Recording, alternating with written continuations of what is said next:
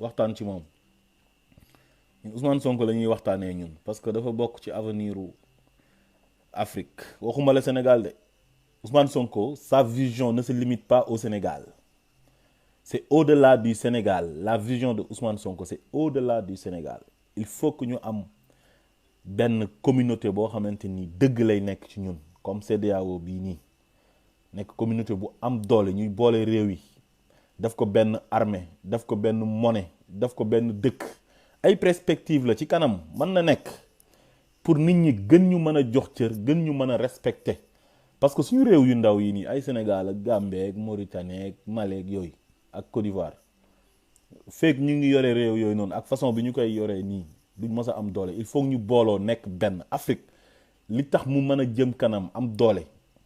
il faut ñu nekk benn def benn état c'est possible États-Unis d'Amérique lu tax mu am doole mooy dañoo boole ay état yu bari def ko benn réew mu am benn président am ay gouverneur c'est possible en Afrique mën nañ ko def ku nekk yore sa làkk di ko làkk dëkk bu nekk am gouverneur am c'est possible am benn président boo xamante day ñëw def ñaari mandat keneen ñëw ñu def comme ni États-Unis di def loolu rek moo mën a jëmale kanam Afrique loolu moo mën a tax Afrique ñu respecté ko ci àdduna bi mu am doole souveraineté bi loolu moo tax ñu mën ko am te dañoo war a njëkkee ci souveraineté monétaire bi d'abord comme ni ko président Ousmane Sonko waxee soit on est indépendant soit on l'est pas comme ni mu ko waxee c'est tout moo tax su ma gisee koo xam ne da ngay xeex Ousmane Sonko man damay wax ne sax yow da ngaa bëggut sax Sénégal te bëggoo Afrique tamit parce que koo xamante ni dafa am vision pour son pays bëgg réew mi jëm kanam di prôner pour l'indépendance vraie indépendance di prôner pour Afrique moom boppam pour ñu gën a jox Afrique gëddam ci àdduna bi te Afrique pour ñu jox ko gëdd il faut que ñu bennoo nekk benn CEDEAO bii nii ñuy wax il faut que ñu dëggal ko mu nekk dëgg ñu gëm suñu bopp ut suñu propre monnaie am suñu banque centrale comme ni ko Europe defee c'est possible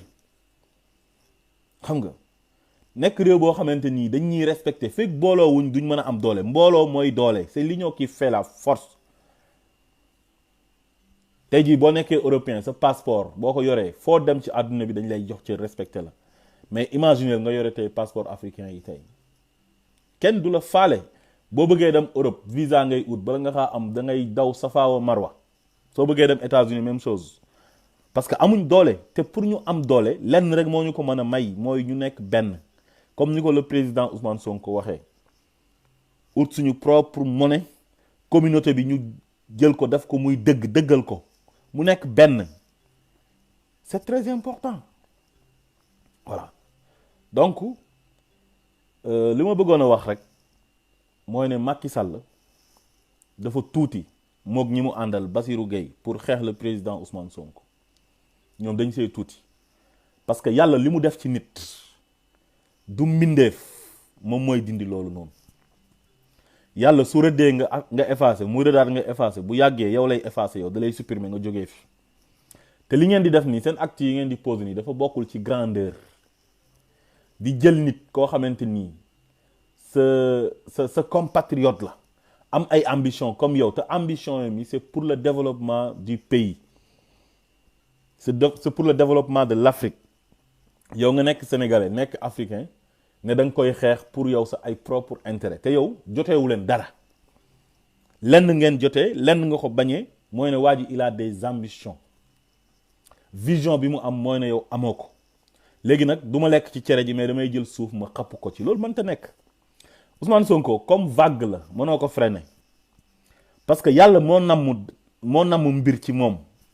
te yàlla bu nammee dara ci nit du nit mooy freiner kooku loolu c'est impossible mënta nekk moo tax su ma gisee ay Bassirou Gueye di ngandlu di moom politicien la quoi Bassirou Gueye c'est un politicien xam nga di jéem a glorifier wu ci ay interdiction de sortie du territoire pour moom mu ngi xeex ak Ousmane Sonko yow ñu ne la yaay procureur de la République war a nekk l'avocat du peuple nekk un homme de droit jàng droit xam lan mooy droit nga toog nekk suq Macky Sall di ko jàppale ci ay yu ñàkk fayda yoo xamante ni teguwul ci yoon da ngeen di jalgati yoon di piétiner dignité humaine xam nga chaque jour di jéem a xool nu ngeen di toroxalee ay nit mais lenn dinañ leen ko xamal bu eboo ngeen def ko ci seen bopp bi gis nga doomi aadama yi mënu leen ci ñoom dara tous mënu leen ko ci peuple sénégalais bi ñoom ñooy tànn ku leen neex ñu fal ko Ousmane Sonko su fekkee ne waa Sénégal ñoom ñoo ko bëgg ne dañ koy fal def ko président Macky Sall Bassirou Gueye ak juge yeeg conseil constitutionnel ak ñëpp boo leen boole xoolal tous laa la wax tous mënu leen ko ci da ngeen di sonal seen bopp li gën a noppale nag ak li gën a noble mooy ngeen yéene waa ji jàmm te nekk ak waa ji jàmm ba pare nangul ko li ko yàlla may c'est tout noble loolu noonu lay def mais yéen da ngeen a tuuti vous êtes petit te chaque jour da ngeen di gën a toroxal seen bopp li ko waral nag mooy xam nga yàlla bu la defalee teraanga ba pare santoo ko yàlla dafay ëlbatiku di la toroxal wax naa leen ko la in shakartum la azidanakum wala in kafartum inna azabi la shadid yàlla moo ko wax yàlla su fekkee ne da nga ko sant daf lay dolli waaye boo ko santul daf lay mbugal te Macky Sall ak ñi mu àndal yàlla da leen di mbugal ci jamono ji ñu toll te yéen xamu leen ko parce que yéen yore nguur taxul nit ki nekk ci teraanga wala taxul nit ki ñàkk torox wala ñàkk alaku li gën a bon mooy nga dem yow ba sa peuple vomir la bëggatuñ la ba pare ngay forcer ne dinañ la bëgg par force loolu mënta nekk xool yi fu mu nekk nii kenn moo ci nekk ci wàllu politique ci Sénégal mooy Ousmane Sonko loolu il faut ngeen nangu ko pour ngeen mën a noppalu te seen pexe yi ngeen di def ne da ngeen koy barrer la route pour mu bañ a nekk candidat bay nekk président de la République loolu mënta nekk su eboo ngeen bàyyi seen projet boobu teg ko ci suuf ci nu mu gën a gaawee parce que yéen moomu leen nit ñi te moomu leen Sénégal loolu ngeen war a def ci seen bopp yi Macky Sall moomul Sénégal seen waa kër moomuñ Sénégal Bassirou Gueye procureur de la République moomul Sénégal seen waa kër moomuñ Sénégal yéen ci ñu gën a tuuti Sénégal ci ngeen bokk ay poste de responsabilité ngeen am rek te foofu sénégalais ñoo leen ko teg ñoo leen fa teg kon defe naa ne ñuy décider du yéen c'est le peuple qui décide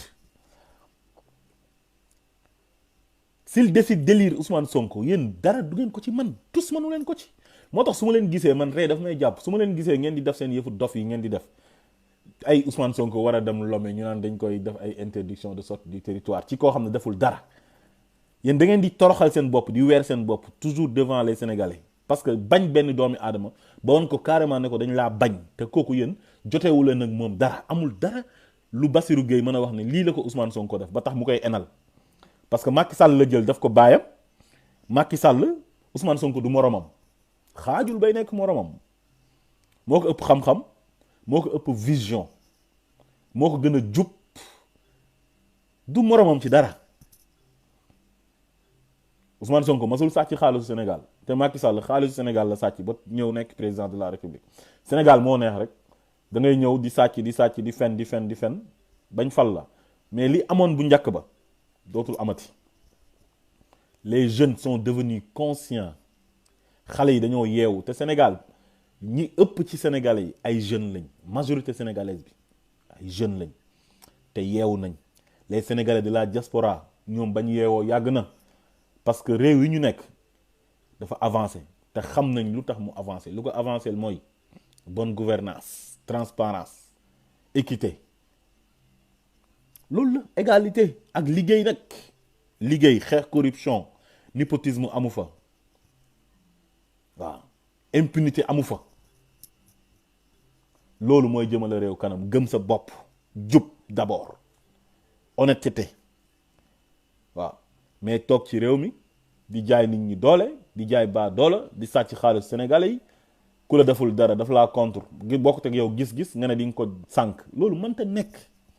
loolu c'est révolu loolu bu eboo ngeen génnee ko ci seen bopp ay jaay doole nit ñi loolu mënta nekk mënu leen fay jaay doole kenn lenn moom dinaa leen ko xamal mooy ne Ousmane Sonko moom bu eboo ngeen noppalu ci moom te xam ne mënu leen ko freiner da ngeen ciy tuuti parce que c'est le peuple qui décide encore une fois la répétition est pédagogique ma wax ko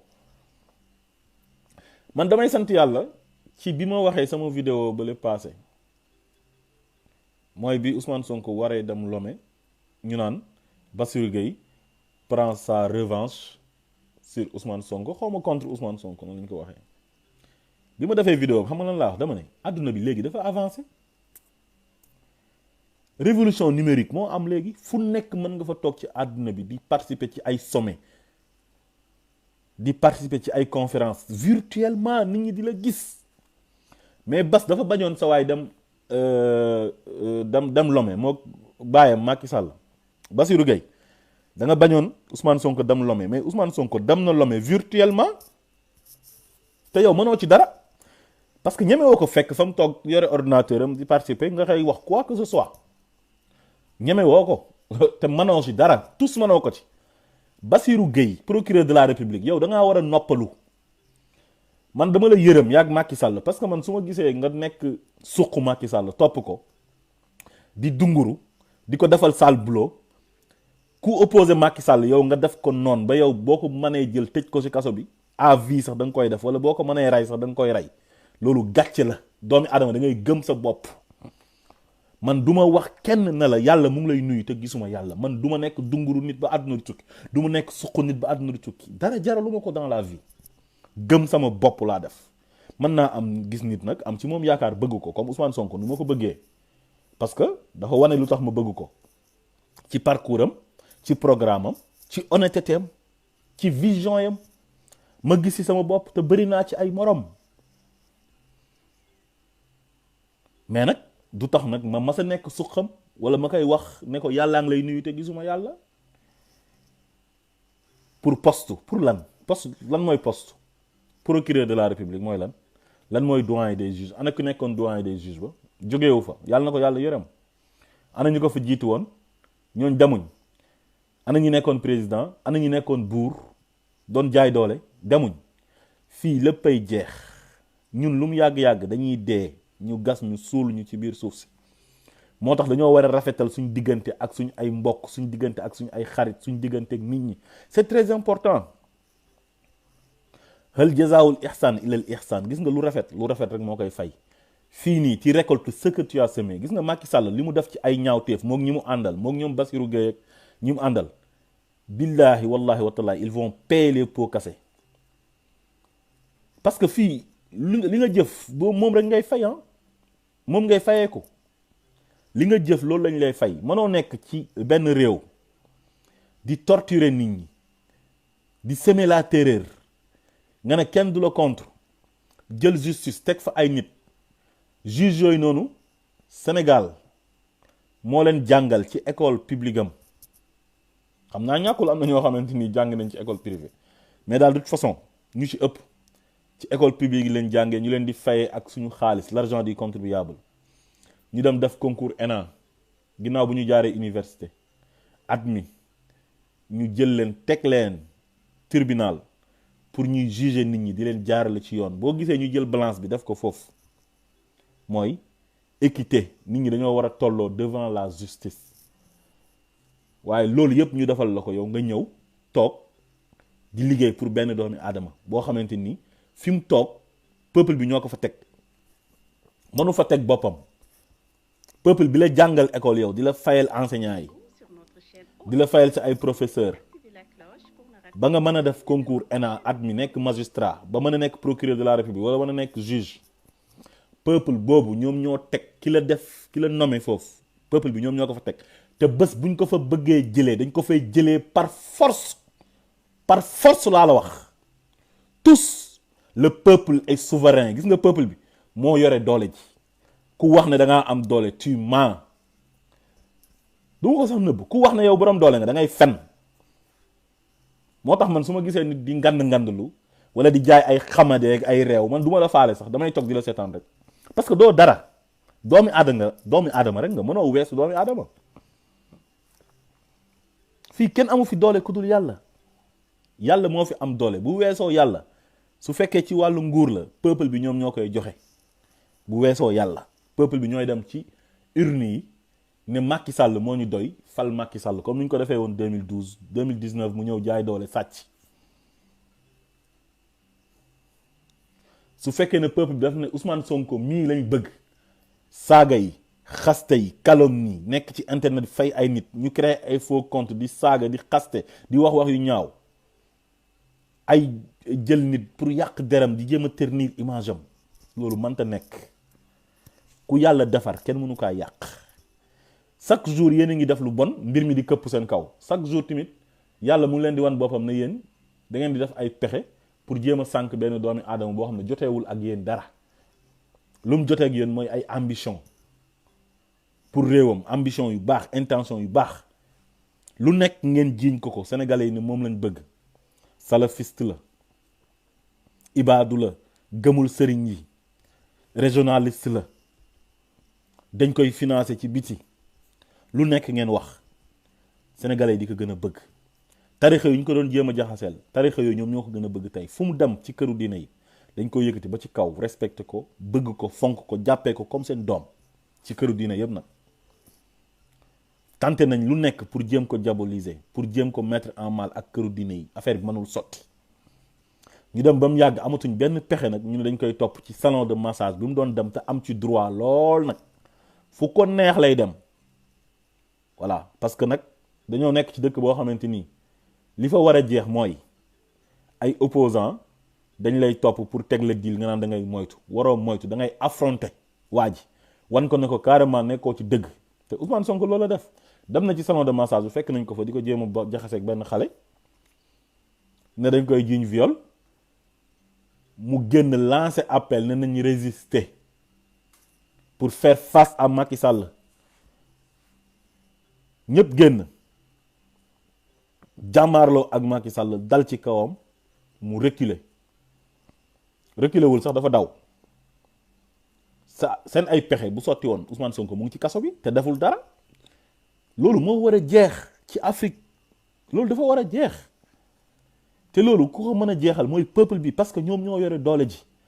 buñ la falee ngay jaay xamat yi ak jaay ay am doole ak ay bew ay arrogance dañuy ñëw carrément jàmmaarloog yow ne la gis nga fii ñoo la fi teg yow doo tus doo dara fii nga nekkoon di raam di sukk di neexal nit ñi di fen naan nañ la jox réew mi suñ la joxee réew mi nga def lii ak laa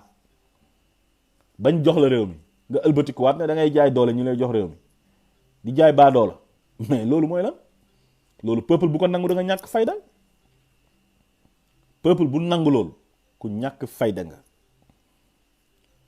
encore une fois Macky Sall yaa ngi nga àndal muy Bassirou Gueye procureur di ngandul ne dafay def interdiction de sortie du territoire contre Ousmane Sonko encore une fois je le répète tous naada ci arab nga ne chey ah mënu leen ko ci Ousmane Sonko chey mënu leen ci moom chey dara mënu leen ko ci moom da ngeen di sonal seen bopp Ousmane Sonko fu mu nekk nii il est élu moralement parce que ni mu mel nii kenn masu ko mel ci histoire politique du Sénégal Abdoulaye Wade amoon na bayre lool waaye jamono yi du benn am na mérite lool il reste toujours le meilleur le meilleur président parmi les 4 waaye li Ousmane Sonko am nii bayre bi mu am ak xale yi ni ñu ko bëggee Macky Sall masu ko am Abdou Diouf moom dañ ko yàkkal nguur gi Senghor moo doon dem par article 35 mu bàyyee ko nguur gi dem 1981 décembre 80 quoi Abdoulaye Wade moo fi ñafe ba nekk président de la République Macky Sall dafa ñëw prox ndollu yàlla dimbale ko mu trahir yàlla moom yàlla la njëkk a wor moom waxuma la comme peuple sénégalais bi de mais il a trahi Dieu parce que yàlla bu la terelee ba pare ngay jaay ji ko baadoo la foofu la lay toroxalee nag te mu ngi ci commence di teg bëtam parce que yi muy def nii yëpp ku alaku moo koy def quoi ak ku torox gis Sénégal nekk ci ay jafe-jafe yu méttee ngay dem di jël 60 milliards sénégalais yi di ko jëndee avion pour yow kenn avion de commandement pour yow kenn rek quoi yàgg sa njaboot loolu ku alaku rek moo koy def moo tax mën na leen gis nga yàlla bu la dimbalee te santoo ko daf lay xiir ci ngay def ay mbir yoo xamante ni nit ñi dañ lay gën a bañ te il devient de plus en plus détesté quoi ak di jéem a jël nit ñi naan da nga leen di toroxal ay gor yoo xamante ni dañoo set wecc chaque jour ngay def lu ñaaw pour ñoom léegi yow yaay nekk ci jàmm nit ñi duñ nekk ci jàmm te nit ñooñu defuñ dara lu tax nga leen di xañ jàmm ñoom ba pare nga ne di nga am jàmm moo tax ci ay erreur rek ngay dëkk ba 2024 incha allah te gis nga li muy continuer di bëgg a forcer nii ne du wàcc xam nga moom acte yi muy posé yëpp mooy ne dafa bëgg a continuer éterniser wu ci nguur gi indi woon na Idrissa Seck xam naa pour promettre ko ne ko su deuxième mandat bi coolee yow laay def candidat nga dem sous la bannière de Benno Bokk Yaakaar wala Benno Tas Yaakaar pour nga nekk président loolu moo jaral Idrissa Seck mu dem wala moom mu toog éterniser wu ci pouvoir bi loolu la bëgg waaye loolu sénégalais yi duñ ko nangu les sénégalais ne vont jamais accepter ça luñ nangulul Ablaye Wade duñ la ko nangul xam nga Ablaye Wade sax nekkoon na candidat moom mais yow doo nekk candidat incha allahu rabbi du menace du dara mais da nga cee amul benn droit maanaam loolu dafa wartoon nekk sax débat loo xam ne nit ñi dañ koy waxtaanee parce que constitution bi moo tiim ñëpp nul n'est au-dessus de la constitution constitution bi moo tiim ñëpp comme boo nekkee jullit alxuraan ji liñ ci def yëpp yow ci ngay tënku ay conditions la yu ñu la tegal na la lii nii la mbir mi demee constitution bi nag noonu la demee mën nañ ko jàppee comme suñ alxuraan parce que nekkuñ ci république islamique constitution bi sénégalais yi ñoom ñoo ko voté par voie référendaire mooy bi nga mujjee def nii mooy mois de mars 2016 révision bi nga defoon révision constitutionnelle sénégalais yi ci article 27 bi dañoo voté ne le mandat présidentiel est de 5 ans renouvelable une fois et nul ne peut exercer plus de 2 mandats consécutifs kon mënoo fee nekk candidat bay nekk président de la république te Sénégal yow moo ko baneew yow rek yaay toog Sénégal même boo doon def ay résultats tabax ay immeuble lu jama ak ay tali or ñaari mandat nga war a def amut loo mën a boo defoon Sénégal première puissance laa la wax mondial mu remplacer États-Unis wala Chine c'est impossible constitution bi li ci nekk mooy kenn mënta def lu ëpp ñaari mandat léegi nag xam na ne Ousmane Sonko fu mu nekk nii il est mieux placé pour le remplacer léegi nag il fait tout di def ay pexem ne dina sànk Ousmane Sonko par A ou par B mais loolu peuple bi ñoo ko dul nangu peuple sénégalais bi ñoo dul nangu loolu te bés bu ngeen waxee ne da ngeen di jéem a taal Sénégal wala yóbbu Sénégal vers le chaos affaire bi ci yéen lay këpp parce que sénégalais yi ñoom seen jàmm moo leen gënal Macky Sall moo leen gënal Ousmane Sonko ku nar a taal réew mi affaire bi sa kaw lay këpp te réew mi nag kenn ku nekk da nga faa am ay droit Ousmane Sonko c'est un sénégalais jaar fi mu war a jaar jàng bi mu jotee mu jàng bi liggéey jotee servir réew mi servir na réew mi 15 ans pendant 15 ans mu nekk dans l'administration jaar fa jaar boo xamante ni jaar bu am solo la bu mucc ayib kenn gisul lu mu sàcc kenn gisul mu sàcc ay milliards kenn gisul mu sàcc ay suuf donc mu am mérite pour jiite réewam bés bu jiitee réew mi dafa am mérite bi ba pare dafa am droit dem à la conquête du pouvoir comme tout Sénégalais kon du Macky Sall mooy taxaw ne moom day xeex Ousmane Sonko moo Bassirou Gueye mi mu àndal seen bopp yi il faut ngeen def ci ne mënu leen ci Ousmane Sonko dara loolu il faut ngeen def ko seen bopp bi yàlla bu nammee mbir day wax ne na nekk rek mu nekk innama amruhu iza arada shay'an an yaqula lahu kun fa yakun jeex na yàlla bu nammee mbir def naa ne nekk rek mbir mi nekk dafay wax yu nit ñi wax yu ilham mooy wax yu boo xamante ni bokkul ak wax yu ñuy wax yu yonent yi wax yu ilham mooy dafay am lu muy roof ci xolu nit ñi ak ci xelu nit ñi xiirtal leen ci Ousmane Sonko pour ñu fal ko te su boobaa yow doo ci mën dara te mbir mi ni muy gën di demee ngay gën a ñaawal sa diggante ak Ousmane Sonko yow yaa ci gën a ñaaw yaa ñi nga àndal parce que vous êtes minoritaire yéen da ngeen minorité ngeen ci dëkk ba ñi ànd ak yéen bëriwuñ tey bu élection yi jaar yoon amoon suba mu jaar yoon ngeen leeral fichier électoral bi sénégalais yi rek di tànn kenn du leen tànn ndaara ngeen di jël te loolu xam ngeen ko moom bi mu toogee bees ba def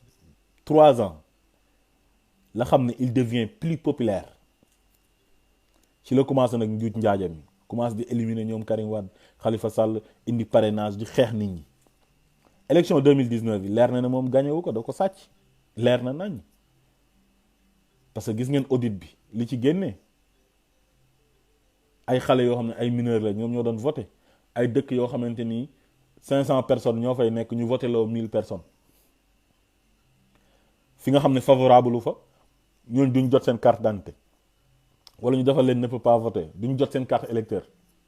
wala ñu defal leen ko ci kon ñëpp xam nañ ñu mu gagné élection 2019 yi sénégalais ñoo nekk nitu jàmm rek ne gannaaw ay jàmm lu dul jàmm moo ko gën ñu bàyyi ko mu toog di doxal mais il n'est pas légitime moom xam na ko bu tëddee di xalaat xam na ne élection yi 2019 yi daf kaa sàcc gagné wu ko mais nag xam nga nit su fekkee nekkoo gorewoo yenn yi doo ko jomb nguur daf lay jaral lu nekk nguur daf la koy jaral mais am na ñoo xam ne am nguur rek ñàkk nguur lañ yemale seen yoon nekku ci lépp dañ koy jaarale ci yoon dañoo am ngor am lu ñuy jomb mais su fekkee affaire u àdduna moo lay jaral ngay def ay ñaawteef di toroxal ay nit di emprisonner ay nit di def le tout pour écraser nit ki pour détruire ko yow kooku nekkoo nit jarul sax ngay julli mais fii moom lu fi waaye jëf rek loolu lañ lay fay loolu lañ lay fay in ahsantum li anfusikum wa in asatum falaha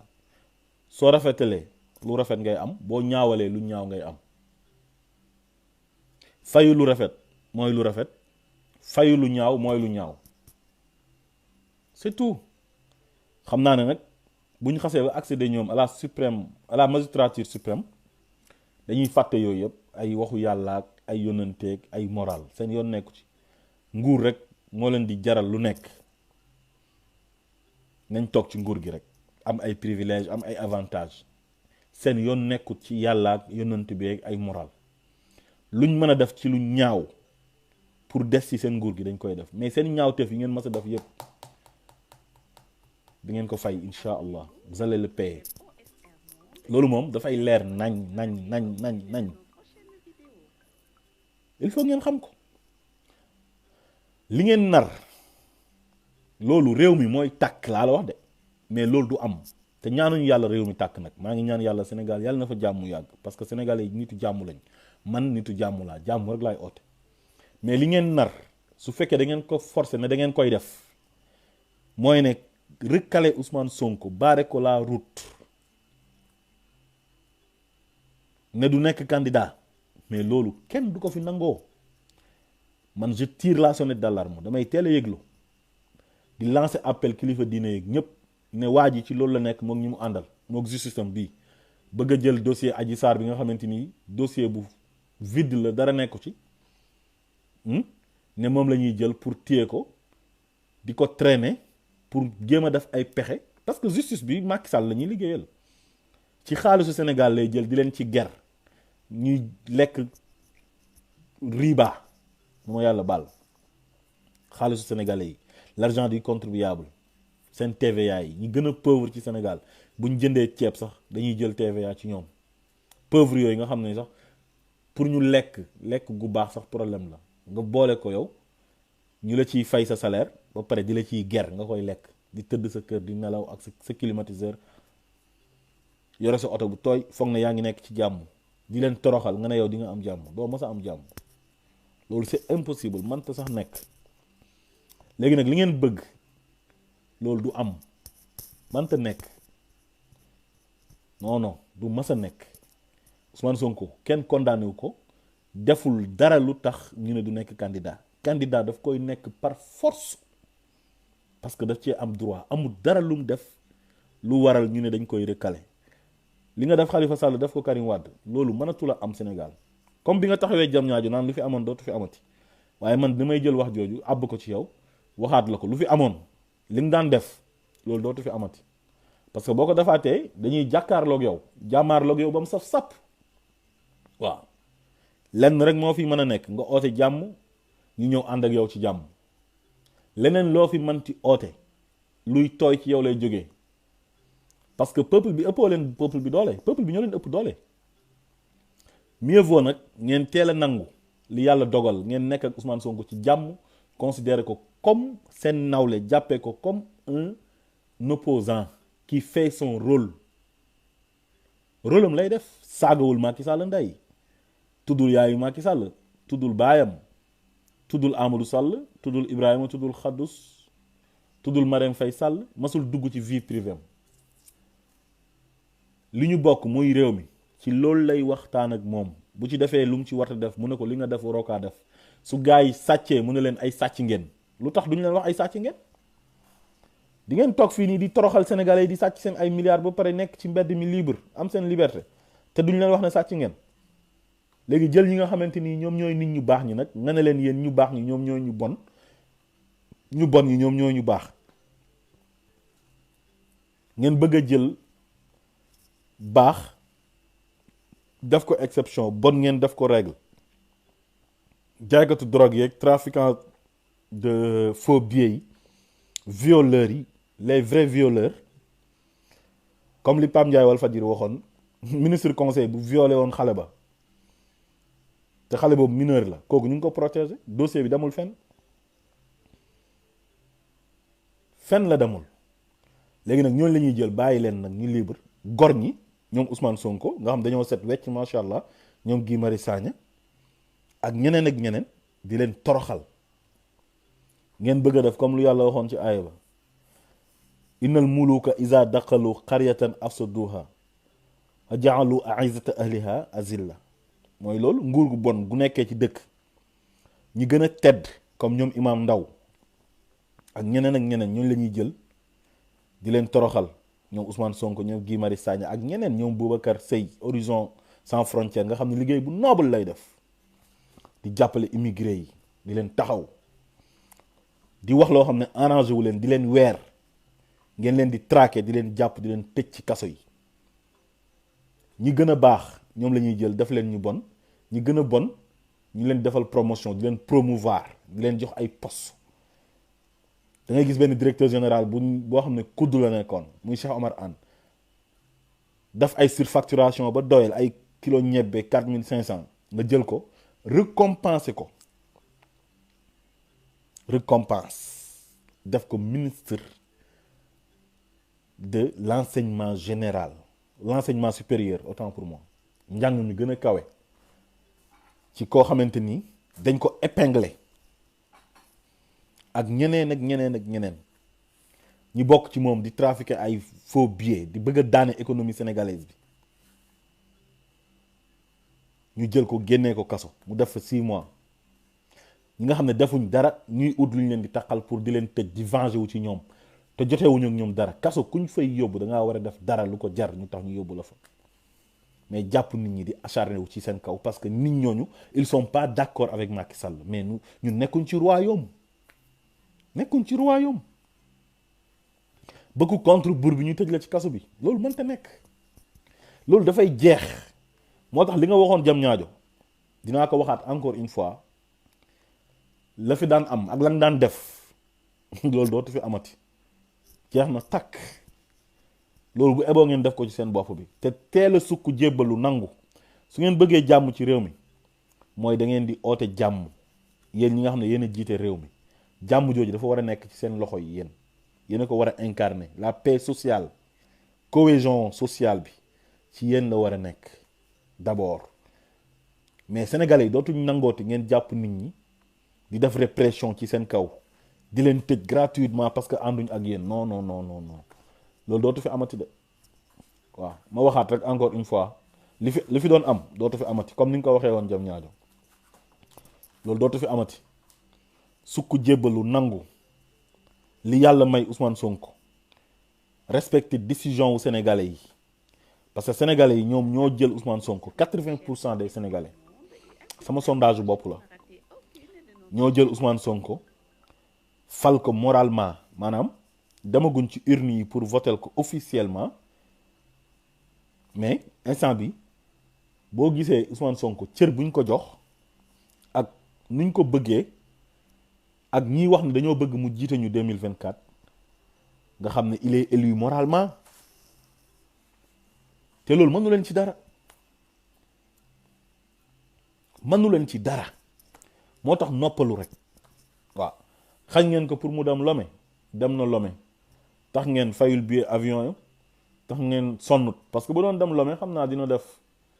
maximum 2 heures de temps diggante Dakar ak Lomé wala plus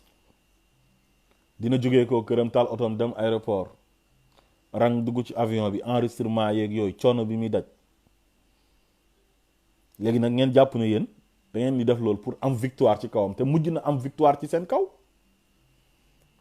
dem na Lomé virtuellement la mu wax waa Lomé dégg nañ ko waa Singapour dégg nañ ko waa Indonésie dégg ko waa États-Unis dégg ko waa Europe dégg ko waa Asie dégg ko ñépp a ko dégg ñépp dégg nañ li mu wax te këram la toog defee ko fa ci bureau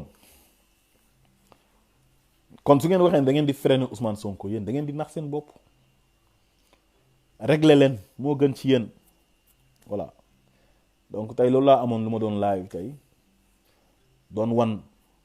Bassirou Gueye ak Macky Sall ñi nga xamante ni Ousmane Sonko lañ jël def ko noonu ne c'est l'homme à abattre moom la ñu war a rey ma leen di xamal ne sénégalais yi nanguwuñ loolu te loolu yéen da ngeen cee tuuti pour def loolu moom ma leen di wax ne bu ebo ngeen noppalu ci nu mu gën a teelee moo gën parce que su fekkee da ngeen di continuer ne da ngeen di xeex waa ji problème rek lay indi te li gën li nga xamante ni mooy bañ a indi problème bi ngeen def ko moo gën a yomb foofu mooy ngeen bàyyi waa ji ci jàmm mu am jàmm c'est tout loolu moo gën a yomb